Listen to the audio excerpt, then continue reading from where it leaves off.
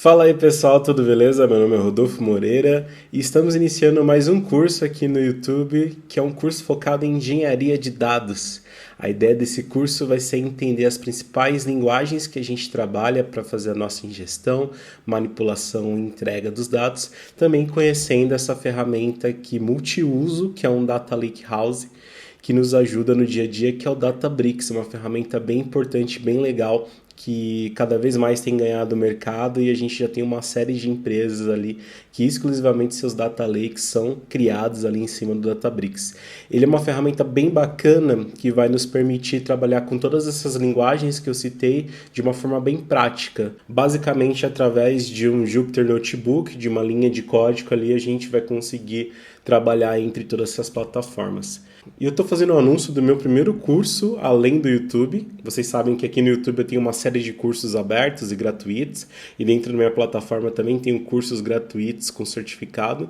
O curso que eu estou falando é o Oceano de Dados, que é um conceito que vai além do Data Lake, né? O Data Lake é nosso lago de dados, que é um dos principais conceitos da atualidade quando a gente fala em distribuição dos dados.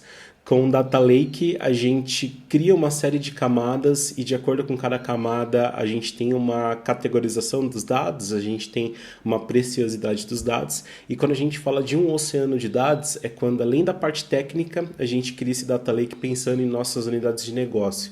É a principal revolução que a gente vai ter aí em relação à parte do dia a dia, da operação, que é de fato você conseguir utilizar linguagens propriamente ditas para trabalhar com Big Data no seu dia a dia. Então a ideia é ir desde os pontos de engenharia de dados mais avançados, a construção do Data Lake, boas práticas que a gente pode utilizar, até técnicas que a gente vai ter de segurança, de data quality, para que a gente faça essa entrega para todas as áreas que a gente necessita disponibilizar, seja a área técnica, seja uma área de negócios. E esse curso eu vou deixar o link aqui na descrição para vocês. A gente já tem uma lista de espera, ele vai estrear em abril e ele tem mais de 60 aulas, ele é multi-cloud, a gente vai trabalhar com AWS, GCP e Azure. E também a gente vai ter uma série de conteúdos, uma série de guias para que vocês possam ter boas práticas, para que você tenha ali um data lake de sucesso. Então fica o convite aqui para se cadastrar no link, cadastrar nessa lista de espera, que vai ser um curso bem legal que eu estou preparando aí com todo carinho para vocês. O Databricks é esse Data Lake House que permite que a gente tenha diversos perfis diferentes trabalhando com os dados de acordo com cada camada. Então a gente pode ter um engenheiro de dados, um analista de dados, um cientista, um engenheiro de machine learning e até um analista de negócio trabalhando dentro do mesmo ambiente. E a gente tem soluções, tem linguagens próprias e organizações próprias para cada perfil. Ele é o que a gente fala também como Delta Lake, né? Além de permitir com que a gente trabalhe com a linguagem ali SQL, que é uma linguagem comumente utilizada nos dias a dias aí técnicos. A gente também consegue trabalhar com Python, a gente consegue trabalhar com R, consegue trabalhar com Scala. Então realmente é um Data Lake House ali perfeito para que a gente possa tanto organizar nossos dados quanto trabalhar com Analytics avançado. Bom, pessoal, ao invés de fazer diretamente pelo site do Databricks, a gente vai trabalhar com a Azure e ele também vai permitir que a gente tenha ali 14 dias gratuitos da assinatura do Databricks, porém, recursos de storage de computação é cobrado diretamente da plataforma, seja qual você utilizar.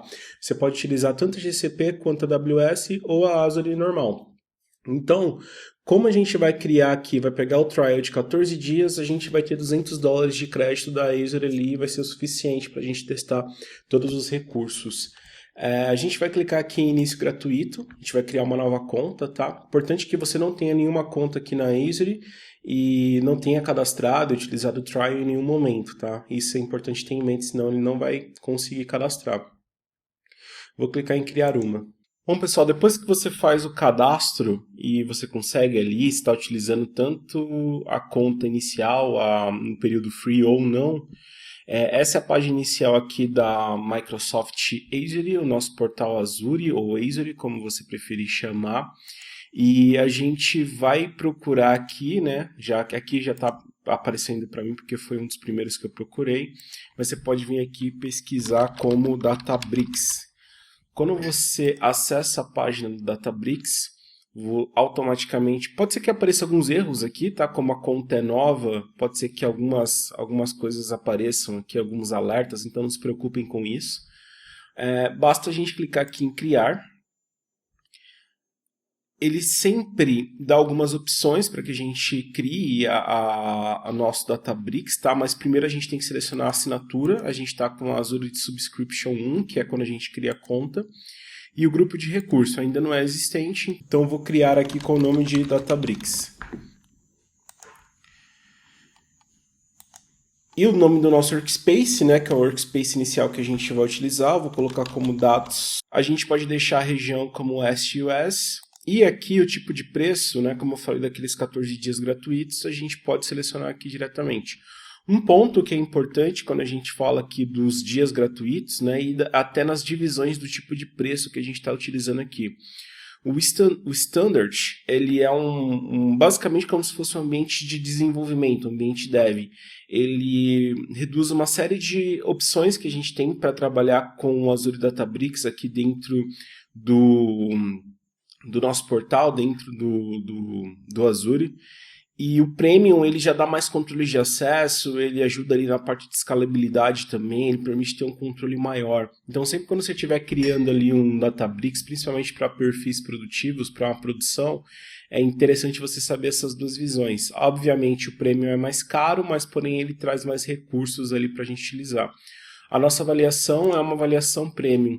Então, basta a gente selecionar aqui, adicionando essas informações. A gente pode ou diretamente revisar e criar. Para ser bem sincero, a gente não vai alterar nenhuma dessas informações aqui. Então, já economiza um tempo para a gente trabalhar aqui, tá bom? Aqui ele está validando agora. Não demorou muito, a implantação foi concluída. A gente pode ir diretamente para o recurso. Essa é a visão que a gente tem aqui. Toda vez que a gente cria um novo serviço aqui dentro da Azure, ele fica dessa maneira, tá? Basta a gente clicar em iniciar workspace. Aí ele vai direcionar direto para a parte do Databricks. Muito bem, agora ele já apresenta a nossa primeira tela inicial aqui do Databricks. Ele já está perguntando qual que é o projeto que eu vou trabalhar aqui para personalizar a visualização. Eu vou colocar que eu não sei ainda, apesar de ele já ter diversos projetos que a gente pode trabalhar aqui, eu vou explicar um pouco mais sobre eles. Porque eu quero que a gente vá entendendo e vá aprendendo ali como que a plataforma ela se comporta, tá bom? Vou clicar aqui em Finish. Um outro ponto importante, ele tem já uma forma de tradução, um plugin aqui para que a gente utilize o Databricks em português. Eu prefiro que a gente não utilize, tá? Eu prefiro deixar em inglês mesmo, porque a maioria da documentação, tudo que vocês vão encontrar na internet ali para ajudar no seu dia a dia vai estar em inglês. Então, colocando em português, você pode ter uma série de confusões ali para identificar qual área que pode dar algum tipo de problema ou que você precisa de alguma ajuda. Fechando aqui também, ele já dá um guia de inicialização. Basicamente, essa é a página inicial que a gente tem. Ao lado direito, enquanto a gente estiver no trial de 14 dias, ele sempre vai estar apresentando essas informações. E quando a gente está acessando pela primeira vez, ele dá um guia ali de como que a gente pode iniciar. Dentro do nosso workspace, criar um cluster, importar um dado novo, criar um pipeline ou convidar novas pessoas aqui para compartilhar essas ações e para que elas possam trabalhar aqui em conjunto. E também tem alguns steps que a gente pode trabalhar, como explorar alguns notebooks ou ler a documentação. Essa página é normalmente a página inicial toda vez que a gente loga e já dá as primeiras informações que a gente vai entender aqui e já dá uma noção para a gente que é a seleção do tipo de Databricks que a gente está trabalhando, que é Data Science e Data Engineer. Né? O Data Engineer vai ser o nosso principal ponto aqui do curso, então é importante que a gente tenha entendimento ali de como está funcionando e de como que é essa tela, qual que é o principal ponto que a gente vai encontrar ali com o Databricks, tá?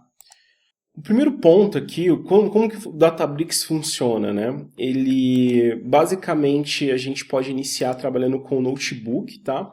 O notebook, ele é justamente um caderno de anotações, onde a gente pode definir uma linguagem específica que a gente vai trabalhar. Esse caderno de anotações, ele mistura tanto blocos de documentação quanto blocos de código, então ajuda a gente a ter uma performance bem interessante toda vez que a gente está construindo os nossos pipelines, seja para engenharia de dados e até mesmo a parte de análise ali, a gente vai entender um pouquinho mais para frente.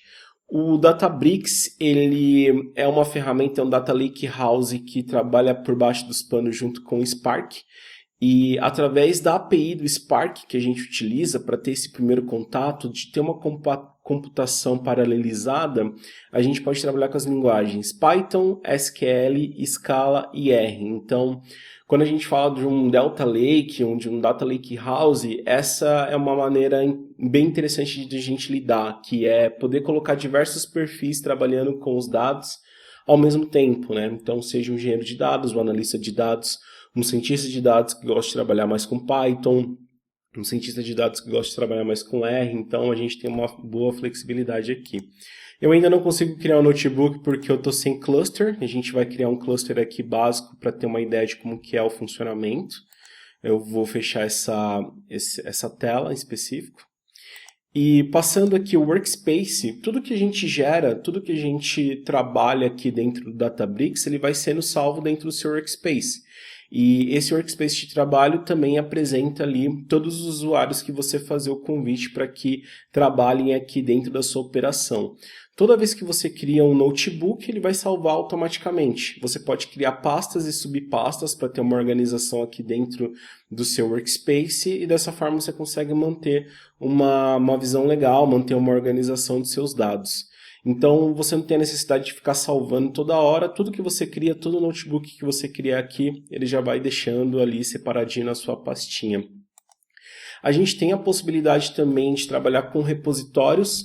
Então, se você tem o costume, né, e até a boa prática de utilizar o Git, a gente tem alguns provedores como o GitHub, o Bitbucket, o GitLab, até o Azure DevOps também e o Code Commit da AWS. E você pode linkar aqui e automaticamente tudo que você fizer, você traz para o conceito ali de DevOps. Para o nosso lado, a gente traz o conceito de DataOps, criando um Continuous Integration e um Continuous Delivery ali para atualizar as nossas ações. Então, é um ponto bem interessante aqui. Basta eu estar liberando esses acessos e ter um livre acesso ali para criar os repositórios e eu consigo ter esse versionamento ali junto com o Databricks. A aba de recentes vão aparecer todos os códigos e todos os notebooks recentes que você for trabalhando. E a parte de data seria todos os nossos databases, né? Além de trabalhar com Spark e com essa visão de computação paralelizada, olhando os nossos nós de execução, a gente também tem ali por baixo dos panos o Hive Metastore, que permite que a gente trabalhe com estrutura de dados em SQL. Então a gente pode criar databases, todos os databases de camadas que normalmente na engenharia de dados a gente cria, como HAL, Refined, Trusted, ou bronze, prata, ouro, todas as camadas que a gente tem ali de database a gente pode criar aqui e ir melhorando os dados de acordo com a sua preciosidade e o quão robusto, né? O quão, olhando nossos Vs ali do Big Data, né? O quão de veracidade a gente tem dessa informação ali, a gente pode ir melhorando esses dados e distribuir para a operação, sejam usuários técnicos ou sejam usuários de negócio. A gente tem ali a parte de compute, que seria os nossos clusters, né? Quando a gente cria as nossas máquinas que vão operar. Então, o Databricks ele precisa que a gente crie, traga esse contexto de criação de máquinas e de clusters, senão ele não consegue utilizar. Toda vez que a gente está criando um cluster, a gente pode selecionar a policy que ele vai ter. Eu posso ter uma unrestricted, ou em não restrita, né, onde qualquer pessoa dentro do meu Databricks pode utilizar, ou eu posso ter uma estratégia de ter um uso pessoal, um personal compute, né, onde vai ser uma máquina exclusiva para mim. Então, dentro desses dois critérios, eu posso tanto ter um multinode quanto um single node. Cada nó vai ser justamente as máquinas que a gente vai colocar em operação para nos ajudar no dia a dia ali, né? Dentro se você cadastrou ali como uma conta nova e está utilizando os recursos free do Databricks, normalmente você vai ter que criar aqui uma restrição de personal compute, né? Uma policy aqui de personal compute. Automaticamente ele vai estar sendo utilizado por você somente num single user. E aqui ele mostra qual que é o runtime que a gente está utilizando, né? Qual que é as versões que a gente pode selecionar. Atualmente ele está selecionado aqui com a 12.1, com o runtime de Machine Learning aqui, importante a gente sempre olhar essas versões, ele está com escala 2.12 e o Spark 3.3.1. Sempre importante, né? Isso é muito, toda vez que você está trabalhando com runtime ali e está criando a sua máquina, ficar de olho nas versões que já estão estáveis, tá? Por exemplo, trabalhar com uma versão beta não é muito recomendável, porque a linguagem ela pode ter um problema de compatibilidade depois. Alguma biblioteca que você está utilizando pode ficar mais complicada ali de acordo com alguma atualização, tá? Então, é uma boa prática sempre nunca utilizar o beta ali do que está utilizando, do que você está trabalhando, sempre trazer ali versões mais estáveis, tá? E aqui é o nosso nó, tá? O nó que a gente vai selecionar, que seria a máquina. Quando a gente está na policy do Personal Compute, né, ele vai criar um single node para a gente, mas quando a gente está no sem restrição, ele permite que a gente selecione e tenha ali um controle dos workers que a gente vai estar trabalhando, né? Seriam os nós que a gente vai estar trabalhando. Quando a gente está falando do Spark, né, qual que é a diferença de você pegar uma base de um Data Warehouse criado no SQL tradicional, ali com Oracle, com SQL Server, para um Databricks que está trabalhando no contexto de Big Data. É que o contexto de Big Data, ele traz ali desde o Hadoop e passando ali mais recentemente para o Spark, a ideia de você paralelizar a execução da sua aplicação, né? Ou seja, toda vez que você está trabalhando com Big Data, com data muito grande ali, com um dataset gigantesco, ao invés de você trabalhar num nó único, ele vai pegar o processamento dos seus workers ali, e de acordo com os cores que você está utilizando, e vai compartilhar esse dado em diversas origens, né? Então ele paraleliza, ele vai salvar de uma forma diferente essas informações, ele vai retornar de uma forma diferente para você também essas informações. Resumindo de uma forma bem simplista, o Spark ele permite essa paralelização. E quando a gente está no não restrito, né, e eu deixo esse cluster aberto, você vai ter várias pessoas que vão estar utilizando esse cluster e automaticamente ele vai sempre estar tomando as decisões de como trazer essas informações. Então você pode criar um gargalo, isso pode ser um problema se tiver uma máquina, um cluster com poucos nós, né, com poucos workers ali, com muita gente trabalhando, isso pode ser um problema. E você pode criar uma política de auto-scaling, né? O que significa esse auto-scaling? Você pode definir o mínimo de workers toda vez que você inicia. Ele sempre vai iniciar com 2 workers aqui e ele pode subir até 8. Então isso vai fazendo com que ele tenha um auto-scaling e a gente consiga ali atender todo o recurso que a gente precisa para a nossa operação. Isso significa que eu vou pagar mais também, tá? Isso é importante você ter uma noção. Além do worker type, né, que vão ser basicamente vai ser esse processo ali de auto-scaling e de computação com a paralelização ligada ali à API do Spark. Por exemplo, toda vez que você está trabalhando com PySpark, toda vez que você está trabalhando com Scala, você vai ter esse crescimento ali orgânico e uma velocidade maior. Você também tem um driver type. O driver type, ele é a máquina base que ele tem que ter, onde esse recurso ele fica só limitado a essa máquina padrão. Se você for trabalhar, um exemplo básico, se você for trabalhar com Python ou for trabalhar diretamente com Pandas, sem utilizar o contexto de PySpark, que ele vai se comunicar com a API do Spark e vai fazer essa computação paralelizada, ele só vai ficar restrito aqui aos recursos que eu tenho de uma máquina do driver. Então, por isso que é importante, toda vez que você está falando no contexto do Big Data, você ter essa possibilidade de ter um entendimento de que trabalhar com PySpark ou trabalhar com Scala vai te dar um poder maior ali de processamento, né? Às vezes, em Pandas mesmo, ou em Python, você não vai conseguir ler um dataset gigantesco, né? Se você tiver informações de terabytes diárias, né, você simplesmente não vai conseguir. Você vai tomar um out of memory ali do seu cluster e vai precisar reiniciá-lo, né? Então, esses são pontos interessantes que você tem aqui em mente toda vez que você está trabalhando com Databricks, tá? Aqui tem o Enable Auto-Scaling, que eu falei para vocês, que ele, se a gente deixar isso aqui marcado, ele vai subir automaticamente. E tem o período que eu encerro e desligo minha máquina por inatividade. Isso é uma estratégia de custo. Você como engenheiro, engenheira de dados, sempre tem que pensar na estratégia de custos em conjunto para que você tenha o máximo de operação com o mínimo de custo, tá? Isso é uma boa prática que você tem que ter para sempre ali. Então você pode criar um vínculo de terminar essa máquina, caso alguém esqueça de encerrá-la ali, automaticamente, tá? Tags é só para a gente colocar aqui, conseguir encontrá-los, as nossas informações, uma vez que você está trabalhando ali em alto nível, uma empresa grande, uma corporação grande, às vezes você tem que adicionar tags.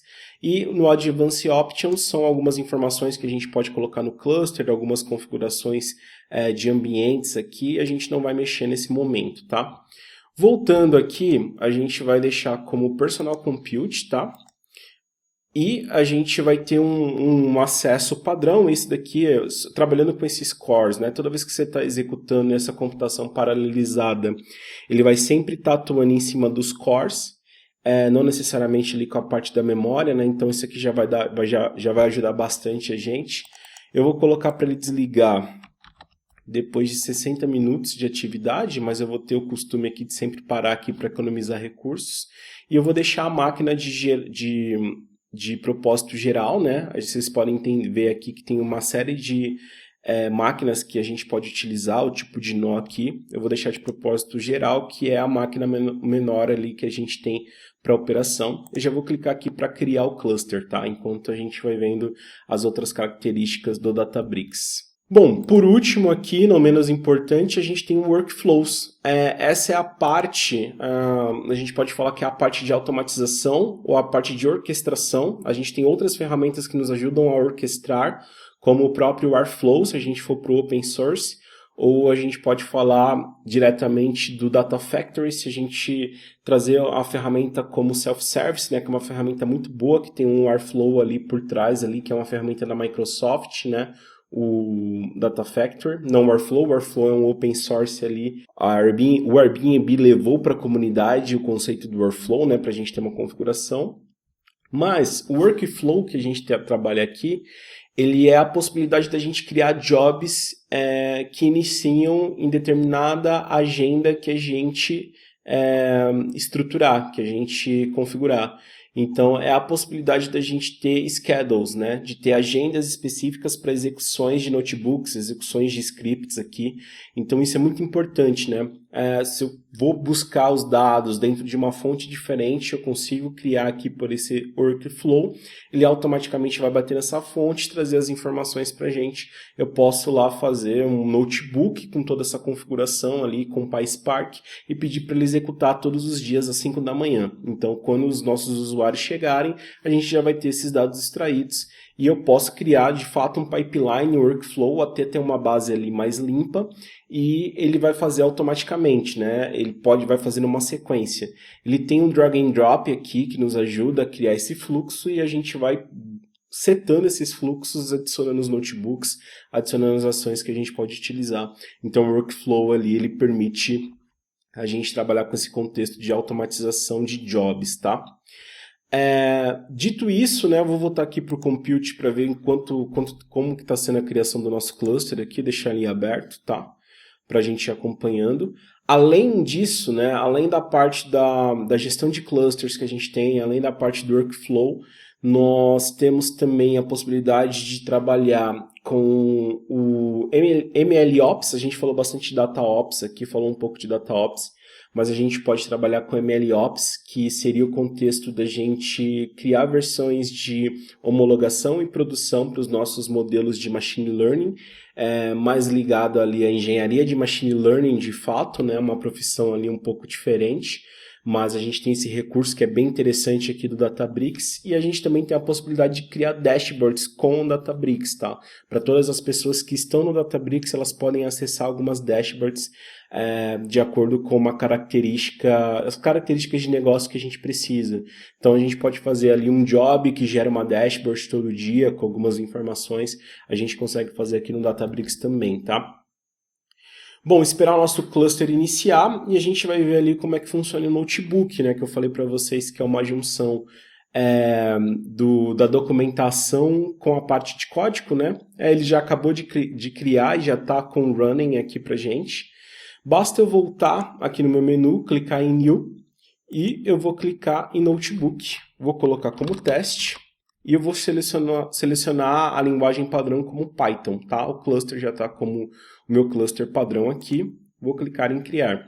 Quando a gente, nesses primeiros momentos aqui, ele sempre vai aparecer um guia para que você aprenda aqui a utilizar o notebook, tá? Se você quiser ficar à vontade aqui para seguir esse passo a passo, eu vou fechar. E aqui ele mostra esse contexto, né? O notebook, ele seria o Jupyter Notebook ou o Jupyter Notebook, da forma que você queira falar. E ele permite fazer esse processo, né, onde posso ter blocos de código e posso ter blocos também de texto. Mesmo sendo blocos de código, não necessariamente que a sua programação não vai ser orientada a objeto. Você pode trabalhar com classes, trabalhar com funções ali, para a galera que entende mais ali de engenharia de software, sabe ali que é muito bom a gente documentar, ter classes específicas que vão receber ali algumas funções e a gente tem uma organização. A gente pode trabalhar assim também sem problema, tá? Então, se eu utilizar o comando mágico aqui, md, eu posso criar um bloco aqui, um CMD de texto, né?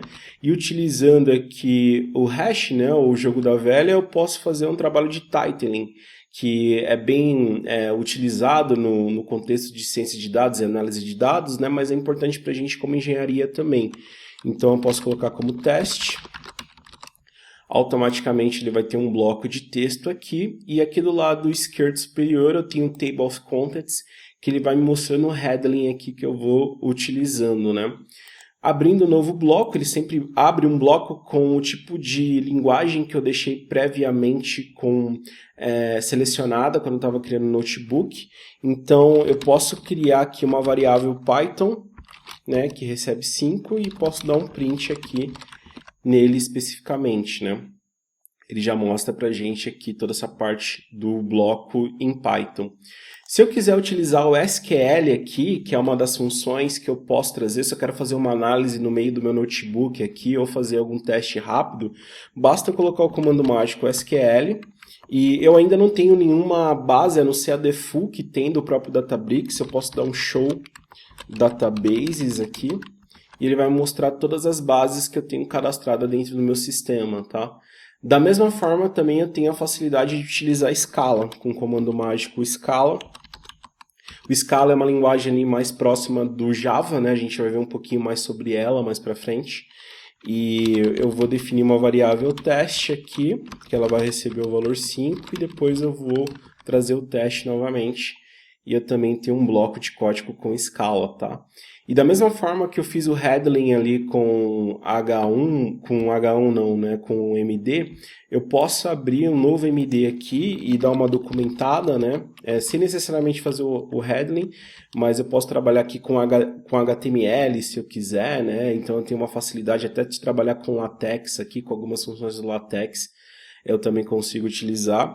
E eu posso colocar aqui teste do texto e executar, e ele não necessariamente vai ficar no Table of Contents, mas vai ser uma documentação que eu estou fazendo prévia aqui dessa minha execução. Então é uma boa prática sempre vocês documentarem os códigos, os algoritmos que vocês estão trabalhando ali, os pré-processamentos, né?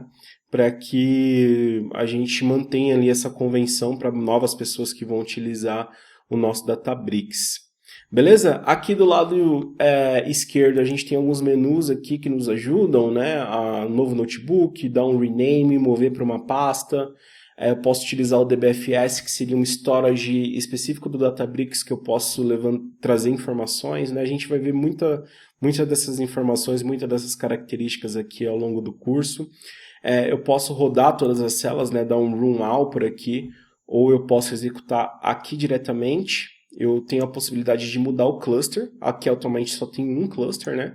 E eu posso criar um schedule aqui que seria mais na parte do workflow e pedir para ele executar, por exemplo, aqui todos os dias, às 20 horas, no fuso horário de Brasília. Eu posso selecionar o cluster aqui, eu quero que ele execute uma função. Se der falha, eu quero que ele avise esse e-mail. Então, isso dá uma praticidade muito legal para a gente, toda vez que a gente está trabalhando com esse contexto de Databricks, né, com esse contexto da Data Lakehouse ali, até a parte de deixar isso tudo como um reloginho, né? Tudo funcionando de uma forma bem interessante, tá? Então, por hoje é só, pessoal. Eu queria mostrar para vocês tanto falar um pouco do contexto do que é engenharia de dados, fazer um cadastro com vocês aí junto na Microsoft, né, para que a gente pudesse acessar essa ferramenta aí bem bacana, uma ferramenta que particularmente há alguns anos que eu vejo todos os dias ela, que gosto bastante dela, toda vez que eu tenho um projeto a gente consegue utilizar o Databricks, é uma coisa bem legal ali. E eu queria mostrar um pouquinho para vocês de como é que funciona, dando essa resumida, tá bom? Se você ficou até aqui comigo, deixa seu like, compartilha aí com todas as pessoas que você sabe que está aprendendo, que vão gostar desse vídeo, e comenta aqui se essa série de vídeos, né, de dados que a gente está fazendo aqui vai te ajudar, quais são as suas perspectivas para o futuro. Valeu, pessoal, até o próximo vídeo.